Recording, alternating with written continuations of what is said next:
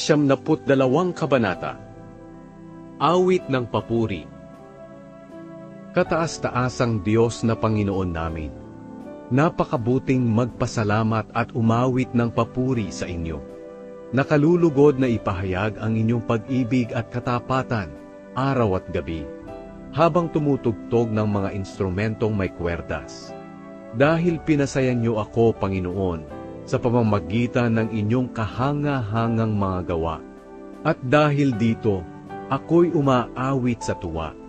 Panginoon, kay dakila ng inyong mga ginawa, ang isipan niyo'y hindi namin kayang unawain.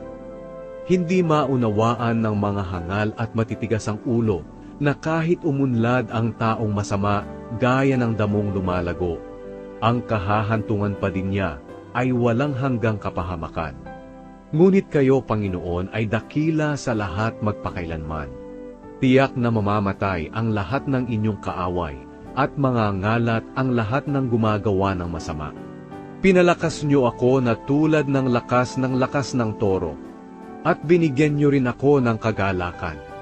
Nasaksihan ko ang pagkatalo ng aking mga kaaway, at narinig ko ang pagdaing ng masasamang kumakalaban sa akin. Uunlad ang buhay ng mga matuwid gaya ng mga palma, at tatatag na parang puno ng sedro na tumutubo sa Lebanon. Para silang mga punong itinanim sa templo ng Panginoon na ating Diyos, lumalago at namumunga kahit matanda na. Berdeng-berde ang mga dahon at nananatiling matatag.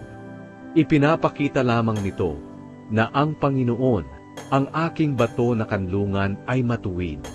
Sa Kanya'y walang anumang kalikuan na matatagpuan.